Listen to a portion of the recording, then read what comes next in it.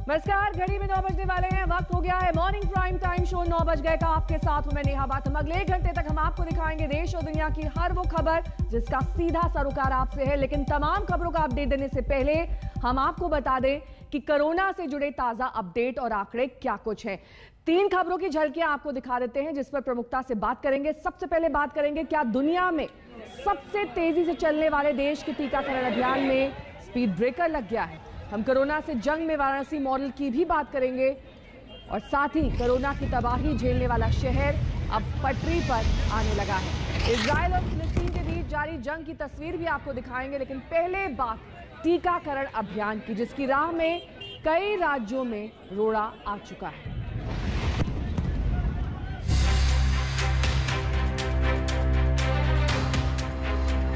बाहर खड़े थे 8:15 बजे से, अभी तक हमारा नंबर नहीं आया है।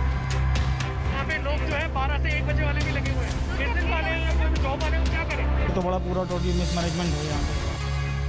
जब देश की राजधानी वैक्सीन के लिए त्राही त्राही करे तो फिर बाकी शहरों का क्या हाल होगा? कल शाम तक हाल ये था कि दिल्ली में 18 साल से 44 साल तक के लोगों के लिए कोवैक्सीन वाले वैक्सीनेशन सेंटर अस्थायी रूप से बंद करने का फैसला ले लिया है। अगर कुछ नया नहीं हुआ तो आज दिल्ली के किसी भी सेंटर पर कोवैक्सीन का टीका नहीं लगेगा, क्योंकि दिल्ली सरकार के मुताबिक भारत बायोटेक ने दिल्ली सरकार से कहा है कि उसके पास दिल्ली को देने के लिए कोवैक्सीन नहीं है। कोवैक्सीन ने कल हमें चिट्ठी लिखी है। उन्होंने कहा है कि साफ साफ कह दिया है उन्होंने कि हम वैक्सीन नहीं दे सकते हैं क्योंकि हमारे पास में वैक्सीन उपलब्ध नहीं है। आम आदमी पार्टी के मुताबिक 18 से 44 आयु वर्ग के लिए एक भी दिन की कोवैक्सीन नहीं है, जबकि कोविशील्ड का स्टॉक भी सिर्फ 9 दिन का बचा है। 2,67,690 कोविशील्ड की डोजेज 18 से 44 साल के एज ग्रुप के लिए दिल्ली को मिली है। तो इसके साथ अभी तक जो टोटल स्टॉक वैक्सीन का दिल्ली को मिला है for the age group of 18 to 44 वो पहुंच गया है 8,17,000 पे, जिसमें से 3,82,000 3,82,000 यूज हो चुका है और 4,35,000 अगले कुछ दिनों की वैक्सीनेशन के लिए बचा हुआ है। हालांकि दिल्ली के इस वैक्सीन संकट के लिए बीजेपी दिल्ली सरकार पर भी निशाना साध रही है।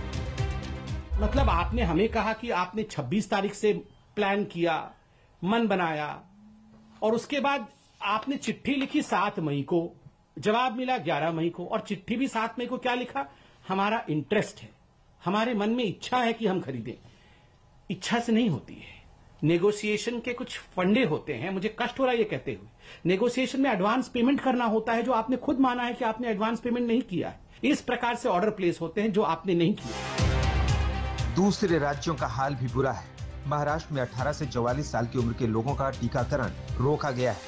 महाराष्ट्र सरकार के मुताबिक 45 प्लस के लोग उनकी प्राथमिकता है, क्योंकि उन्हें दूसरी डोज देने की जरूरत है, क्योंकि समय पर दूसरी डोज जरूरी है। चाहे कोवैक्सीन हो या कोविशील्ड, सारी वैक्सीन अब 45 प्लस के लिए डाइवर्ट कर दी गई है। हमने ये निर्णय लिया है कि जो टीके महाराष्ट्र सरकार ने 18 से 44 उम्र के लोगों के लिए खरीदी किए थे, परचेज किए थे, उसमें से पूरी की पूरी मात्रा, वो कोविशील्ड की हो या कोवैक्सीन की हो, वो हम 45 इयर्स के जो राष्ट्रीय टीकाकरण जो भारत सरकार की जिम्मेदारी का काम है उसकी तरफ हम ट्रांसफर कर रहे हैं। उधर राजस्थान की राजधानी जयपुर का हाल भी बुरा है। जयपुर में कल वैक्सीन खत्म होने से टीकाकरण बंद करना पड़ा। अगर आज वैक्सीन नहीं आई तो जयपुर में वैक्सीनेशन नहीं होगा। वैक्सीन को लेकर मची इस हाहाकार और विपक्ष के हमलों के बीच केंद्रीय स्वास्थ्य मंत्री डॉक्टर हर्षवर्धन का कहना है कि भारत में टीकाकरण की प्रक्रिया दुनिया में सबसे तेज है।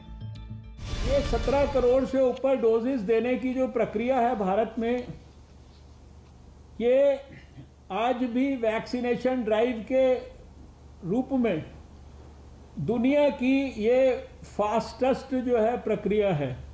यूनाइटेड स्टेट्स ऑफ अमेरिका और चाइना के बाद शायद हमारा जो डोजेस हमने दिए हैं ये तीसरे नंबर पर हाईएस्ट नंबर ऑफ डोजेस हैं।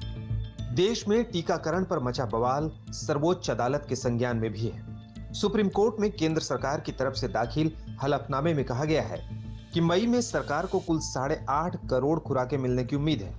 इनमें से 50% आपूर्ति केंद्र सरकार अपने पास रखेगी।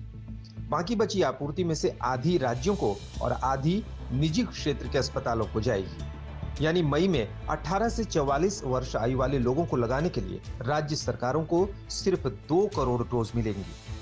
केंद्र सरकार ने अपने हलफनामे में वैक्सीन उत्पादन क्षमता जुलाई के बाद बढ़ने की उम्मीद जताई है, यानी तब तक इंतजार करना होगा। आज तक ब्यूरो। हमारे